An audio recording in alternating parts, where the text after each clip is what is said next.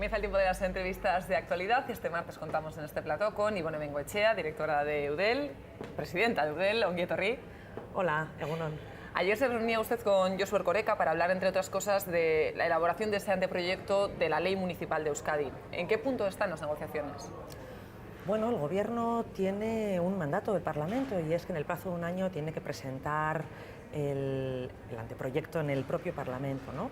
Yo creo que el posicionamiento de Eudel y de los municipios vascos es claro desde hace ya tiempo. Necesitamos una ley municipal que remate la arquitectura institucional de este país.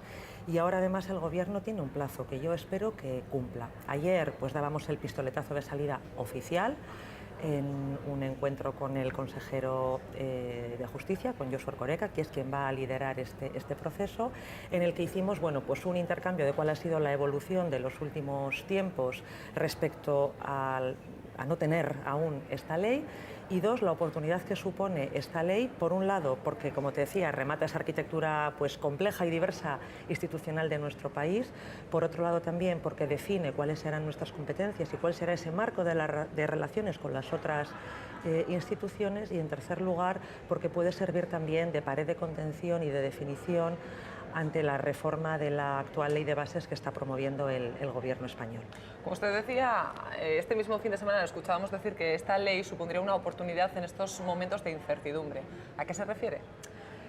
Bueno, los ayuntamientos lo estamos pasando mal, no estamos aquí quejándonos, lo estamos pasando igual de mal que el resto de administraciones respecto a la situación económica que estamos viviendo. Tenemos menos recursos y nuestros vecinos y nuestras vecinas pues tienen más necesidades, si cabe, que hasta la fecha, ¿no? Y en este contexto de dificultades, y por ser la administración más cercana, vivimos con esos problemas, con ese malestar, con esas demandas todos los días, porque al vecino y a la vecina no le importa de quién es una competencia, lo que quiere es que se la resuelvan, y además se dirige habitualmente a quien más conoce y a quien tiene más cerca. Y en estos momentos difíciles, el Gobierno español está promoviendo una reforma de la ley de bases que, a nuestro entender, y que considerando un poco pues bueno, cuál es la normativa que a nosotros nos afecta, a nosotros no solamente no nos ayuda, sino que además nos puede dificultar, yo creo que esa gestión, por un lado, próxima que hemos venido haciendo ante nuestros ciudadanos, y por otro lado también a esa prestación de servicios de calidad por la que los municipios vascos siempre se han caracterizado. Y en ese contexto, el poder tener una ley municipal que no nos va a salvar de todos los problemas que tenemos todos los días, porque la política local sobre todo es pues pisar tierra y tener problemas todos los días, ¿no? Sí que puede servirnos de marco, de guía, de referencia, para solventar algunas de las incertidumbres que esa ley o ese anteproyecto de ley yo creo que nos va a traer. Hablaremos ahora de esa reforma local que quiere impulsar el Gobierno de Rajoy, pero le quiero preguntar, porque llevan mucho tiempo diciendo que la ley municipal es necesaria, que es una prioridad, sin embargo no acaba de fraguarse. ¿Cuál es el principal problema con el que se encuentran? Bueno, lo primero que quiero decir es que sí, que los municipios vascos llevan tiempo reclamando esta ley y que yo he recogido ese testigo, ¿no? En segundo lugar, también decir que, a pesar de no tener ley, yo creo que los municipios vascos han demostrado que son mayores de edad y han estado trabajando sin ley, sin parar, colaborando con el resto de instituciones en todas aquellas cuantas cosas se les requerían. El principal problema es que vivimos en un país en el que nuestra arquitectura institucional es complicada y en el que cada nivel institucional tiene unas competencias definidas, y que este proyecto de ley municipal pudiera tocar algunas de esas competencias.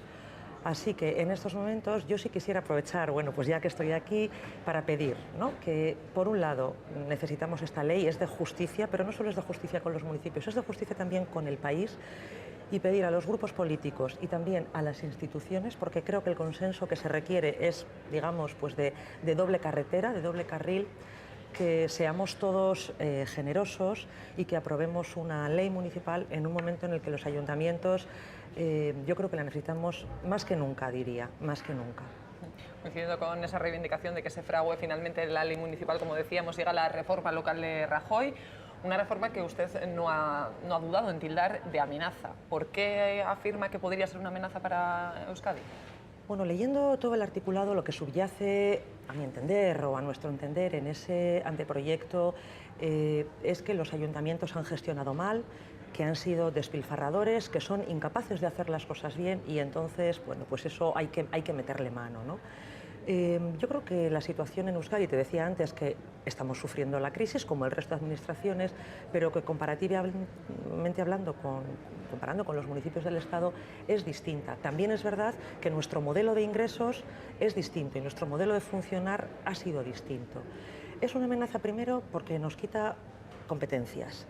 Nos quita competencias que aquí hemos demostrado que las hemos gestionado bien. Cuando se habla de que los servicios sociales no van a ser gestionados por los municipios, pues en este territorio, en esta comunidad, en este país, en el que nuestros municipios, el 92% son pequeñitos, menos de 20.000, y han sido muy próximos y muy cercanos, y el alcalde, la alcaldesa, concejales, concejalas conocen a la persona que tiene el problema con nombre y apellidos, decirle, bueno, no me vengas a contar tu problema porque esto pues es competencia del gobierno vasco, de la Diputación, pensamos que no tiene sentido, y más cuando hemos demostrado que podemos hacer las cosas bien. ¿Por qué?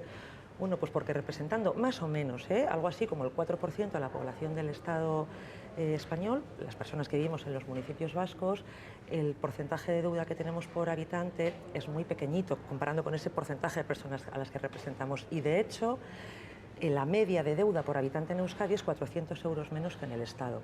Pero además, esa falacia se pone también de manifiesto cuando tú miras cuál es la deuda de las administraciones públicas en España.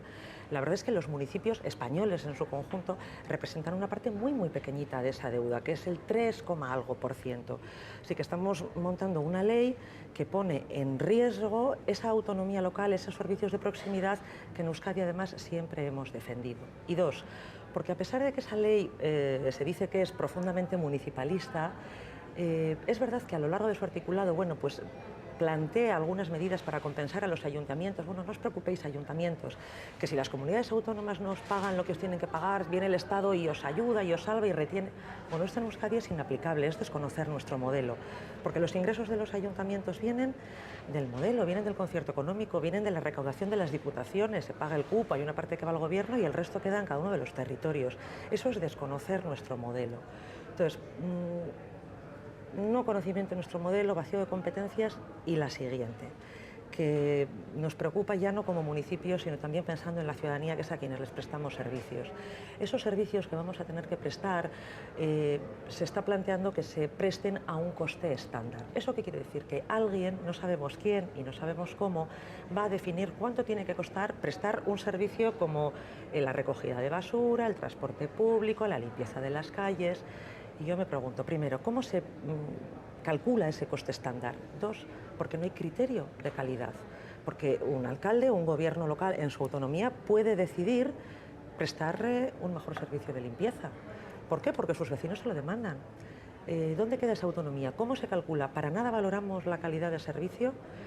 Yo creo que somos responsables y sabemos que no podemos gastar lo que no tenemos, y los ayuntamientos vascos lo hemos demostrado, pero de ahí a tomar en consideración solamente lo que cuesta un servicio para tomar una decisión, pues pensamos que eso queda cojo, que hay que valorar también la proximidad y la calidad del servicio que uno quiere prestar. Y ese coste estándar esto no lo considera. Como decía, el coste estándar es de alguna manera la norma estrella dentro de la reforma local que impulsa el gobierno de Rajoy, y ese coste estándar repercutiría directamente en Euskadi, porque supondría que muchísimos ayuntamientos perderían muchas competencias.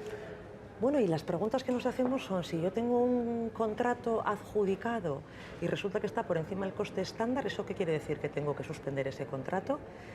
Y si ese contrato es superior al coste estándar porque está prestando unas características de calidad que mis vecinos quieren, que mis vecinos necesitan y que yo, gobierno local, estoy dispuesto a dar porque tengo unas cuentas saneadas, no lo puedo hacer, ¿dónde queda esa autonomía de los gobiernos locales?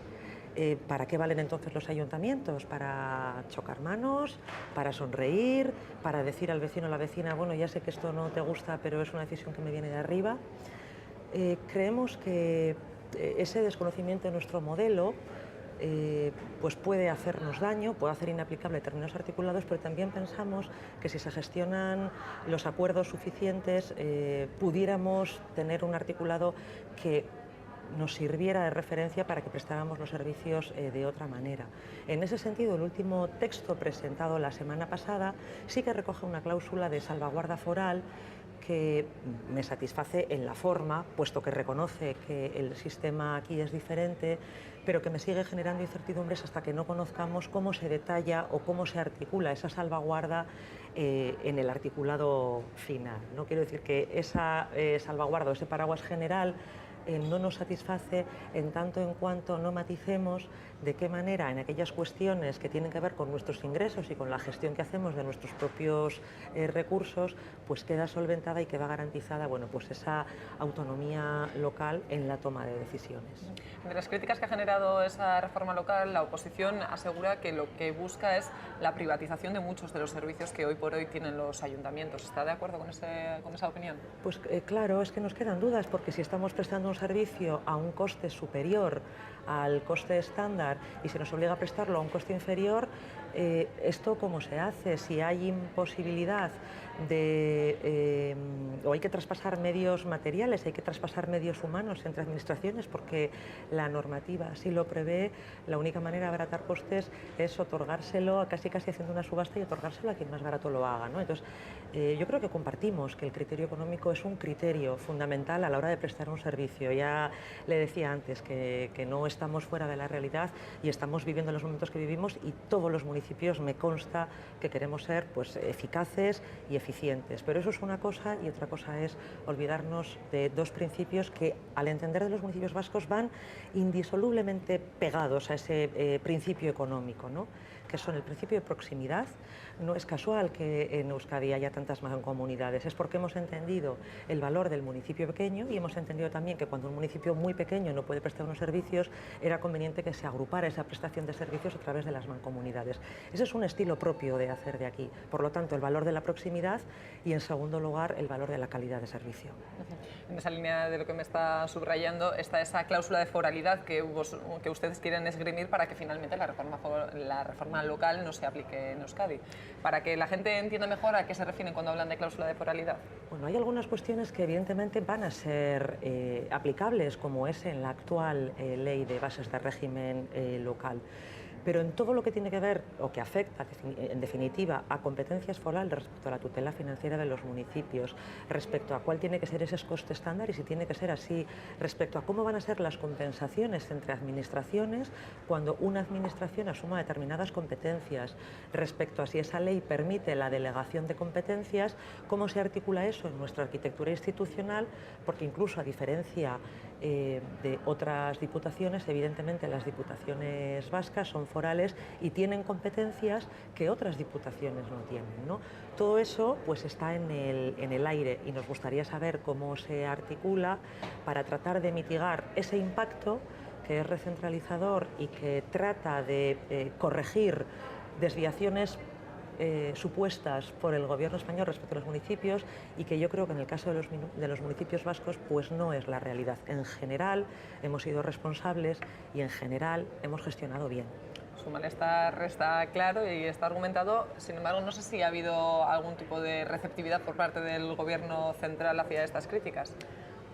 Bueno, vamos a ver, en Eudel hace ya un año advertíamos de que nos estaban llegando inputs de una posible reforma de la planta local, y evidentemente en julio, bueno, pues inició el borrador, ¿no?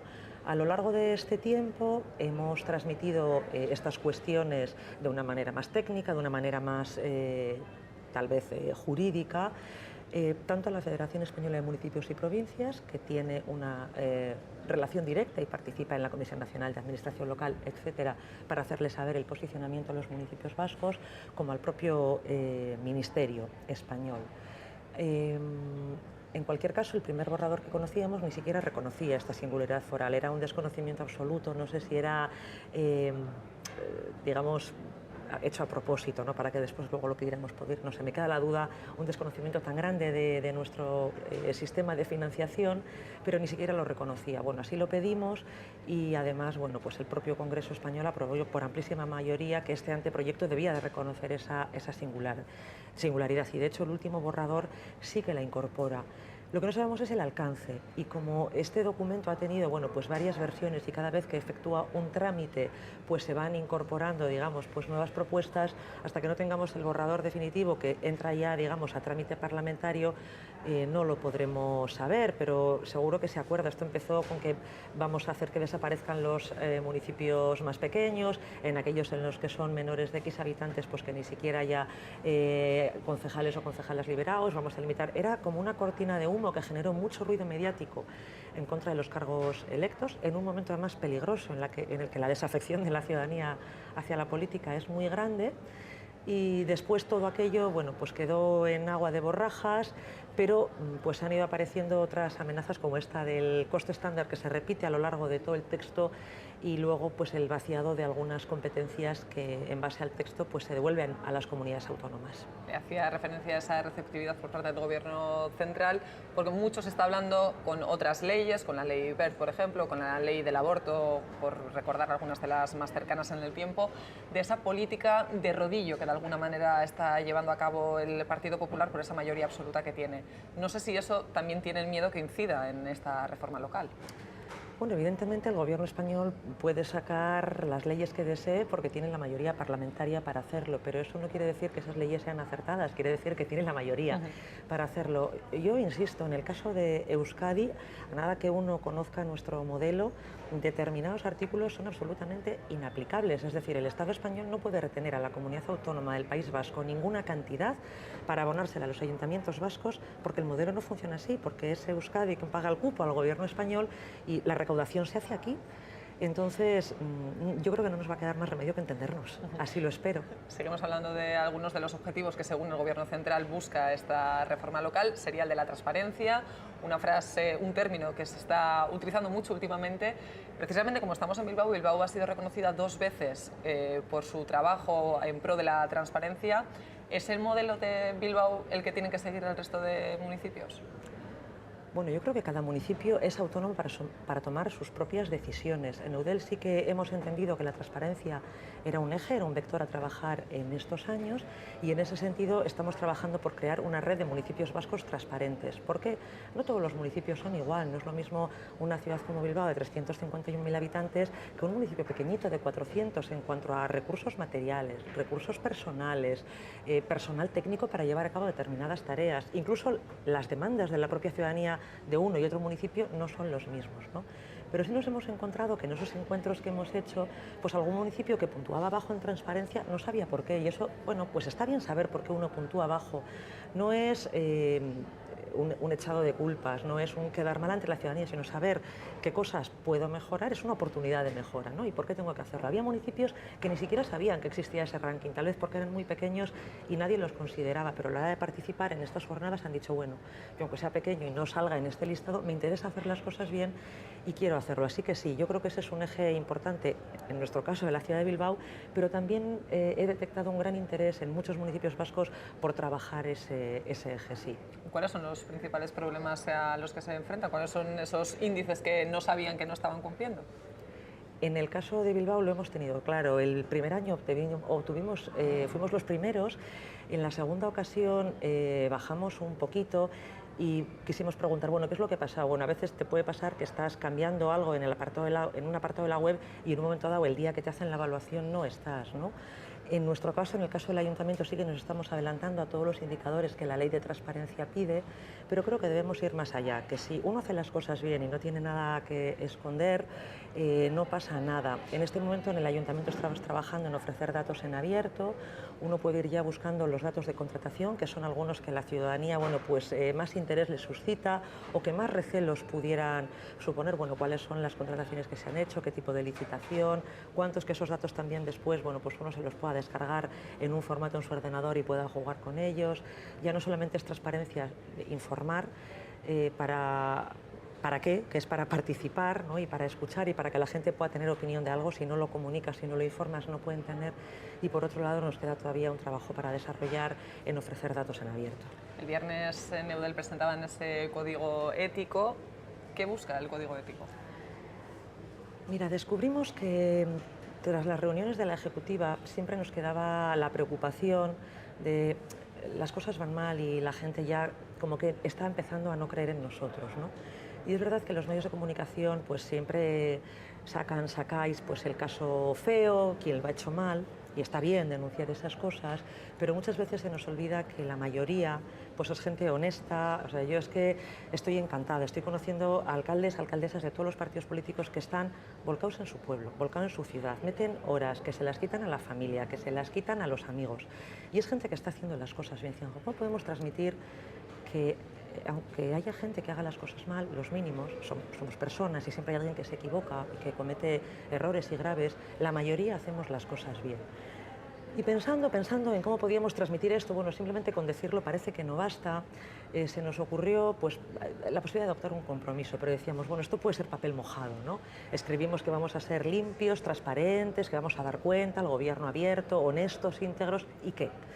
Decíamos, bueno, pues tiene que haber un seguimiento de esto, alguien tiene que evaluarlo, no para utilizarlo políticamente entre un gobierno y su oposición, sino que tiene que ser pues algo que trabaje la ética en la política. Trabajando, esto nos llevó 6 meses, escribimos este código y dijimos, ahora vamos a ver cómo lo evaluamos. Y resulta que no hemos encontrado pues ninguna propuesta concreta de evaluación de un código de conducta y de calidad de la política local. En este caso nosotros queremos que sea vasca, pero de la política local. Y coincidiendo en una sesión del Consejo de Europa en el que se nos plantearon los objetivos para el trienio 13-16, pues leyendo la documentación que nos dieron, yo vi que uno de los objetivos del Consejo de Europa para este trienio era precisamente, bueno, pues trabajar en la prevención de la corrupción, y se decía que los gobiernos locales eran quienes mejor podían trabajar esa prevención, no tanto una vez que pasa que vaya a la cárcel, que dimita, sino cómo hacer para que estas cuestiones no sucedan, poner, digamos, los controles previos. Bueno, tuvimos allí unas reuniones, les planteamos qué era lo que habíamos hecho, el trabajo que habíamos tenido y hasta dónde habíamos llegado, y les pareció sumamente interesante, tanto que quisieron acompañarnos en la definición de esos indicadores y de esa evaluación posterior, de manera que vamos a hacer un piloto, 2 miembros del Consejo de Europa nos acompañaron en la Asamblea, vamos a pilotar cómo se puede medir eso, y una vez que se mida, cómo podemos dar cuenta de si hemos cumplido o no con esos compromisos a los que nos hemos adquirido, para que no sea un papel mojado, para que la ciudadanía tenga la tranquilidad de que lo hacemos por compromiso de verdad, y una vez que eso esté estandarizado y esté objetivado, pues tratar de extenderlo al resto de municipios vascos que voluntariamente quieran adherirse, y por supuesto, y trabajando con el Consejo de Europa, pues tratar de extenderlo a otros municipios europeos que así lo quieran acoger. Usted, al comenzar explicando de lo que se trata de ese código ético, hablaba de ese descrédito que hay en la sociedad hacia la clase política. ¿Tiene esperanzas de que esa sensación, ese malestar en la sociedad se le pueda dar la vuelta? Me gustaría que fuera así, no sé si tengo esperanzas. La verdad es que la ciudadanía está enfadada, está crispada, y eso lo notamos todos, pero yo creo que las personas que nos dedicamos a la política local lo notamos más que nunca. Pero si eso es así, es porque hay necesidades y porque hay problemas y porque probablemente haya problemas no resueltos. También creo que los medios de comunicación jugáis un papel fundamental.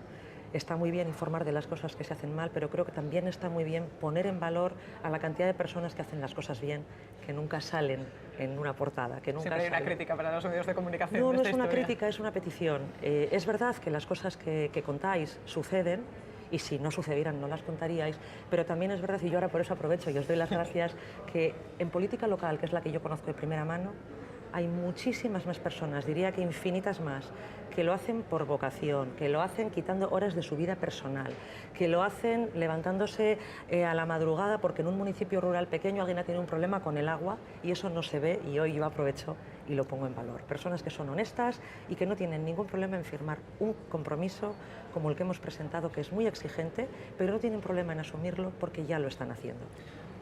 Tengo que seguir hablando de problemas, en este caso de un problema que trataron ayer en la reunión que mantuvieron con el Coreca, esa reunión a la que hacíamos referencia al principio de la entrevista. Hablaron también de los desahucios. ¿Cómo se puede trabajar desde los ayuntamientos con esta problemática? Bueno, la mayoría de los ayuntamientos, que somos, digamos, pues un actor más en este drama, tienen sus propios protocolos establecidos. Luego también, porque no es lo mismo pues un ayuntamiento pequeño que un ayuntamiento grande, un ayuntamiento en una zona urbana consolidada, aun siendo pequeño, que un ayuntamiento en una zona rural.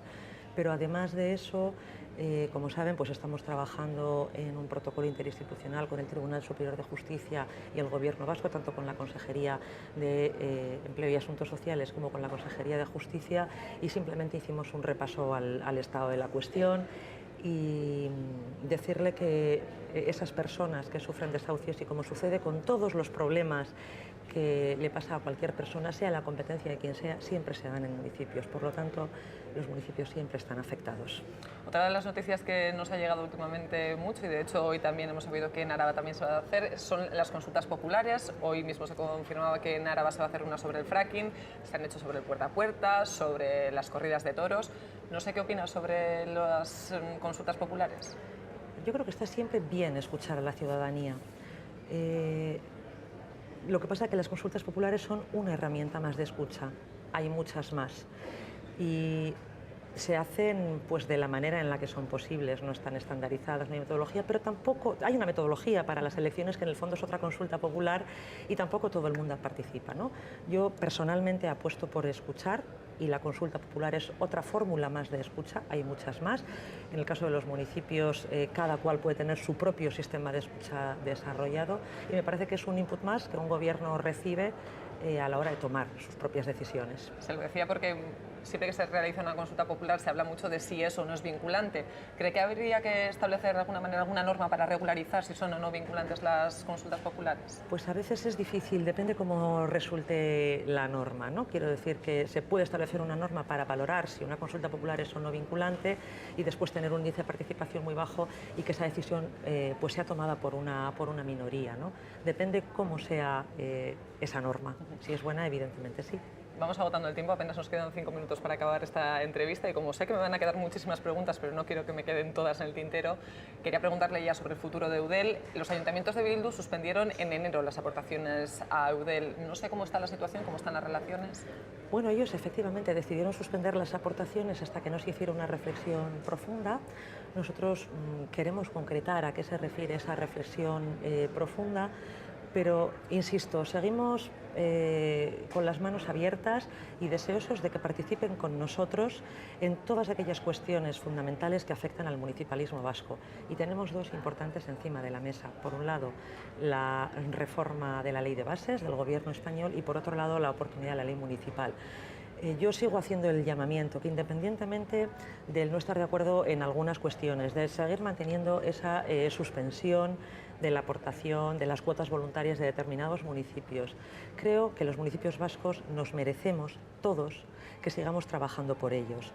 Nosotros vamos a seguir trabajando por todos los municipios vascos, independientemente de su color. Esto quiere decir que seguimos enviando toda la información a aquellos municipios de Euskadi, independientemente de por quién sean gobernados, que les seguimos invitando a todas aquellas reuniones que tenemos, y más cuando son interinstitucionales, por si desean venir, por si desean aportar. Y yo creo que está muy bien que reflexionemos, y está bien, y estamos dispuestos a hacerlo, pero vamos a concretar porque nuestro trabajo no está por aquí arriba, nuestras preocupaciones son del día a día, pero yo creo que eso no quita para que sigamos manteniendo la puerta abierta para que vengan a trabajar con nosotros. Udalbiltza también vuelve a estar activo y anuncia la puesta en marcha de un Fondo Vasco de Desarrollo y Cohesión. No sé si se solapan las competencias de Eudel, de Udalbiltza, o si pueden coexistir ambos dos. Yo creo que ambas partes lo tenemos clarísimo. Udalbiltza es una asamblea de electos y electas y Eudel es una asociación de municipios. Creo también que no hay más que leerse, digamos, la hoja de ruta o los estatutos de cada una de las dos asociaciones para contrastar y para comprobar que pueden convivir las dos perfectamente, sin ningún problema, que además tienen objetivos y fines distintos. Es más, hemos escuchado y hemos estado con Udalbiltza, nos han expresado cuáles son sus inquietudes, cuáles son sus preocupaciones, y eso no quita para que podamos seguir trabajando cada uno en el plano que hemos decidido y definido que queremos trabajar. No hay ningún inconveniente. Usted se ha pedido el reconocimiento de Eudel en el Parlamento. No sé en qué punto está esta petición, si cree que finalmente reconocerán el trabajo de Eudel en el Parlamento. Bueno, yo creo que el trabajo de Eudel no hace falta reconocerlo, es que no hay más que vernos todos los días y no hay más que ver que cuando el Parlamento aprueba determinadas cuestiones en las que entienden que somos necesarios, siempre se añade la coletilla de hágase en colaboración con Eudel, hágase en colaboración con los ayuntamientos o instese a Eudel a que participe, ¿no? Yo creo que Eudel sí merece en 30 años de esfuerzo, de sacrificio, de trabajo, aún sin ley municipal y de lealtad en esa colaboración interinstitucional, que sea la voz de todos los municipios. Porque incluso, aun habiendo municipios gobernados por determinados partidos políticos que no estén compartiendo o que no estén colaborando con nosotros en este momento, yo creo que no se puede decir que Eudel no haya trabajado por el bien de todos, dejando de lado los partidismos. Y creo que eso merece un reconocimiento, claro que sí.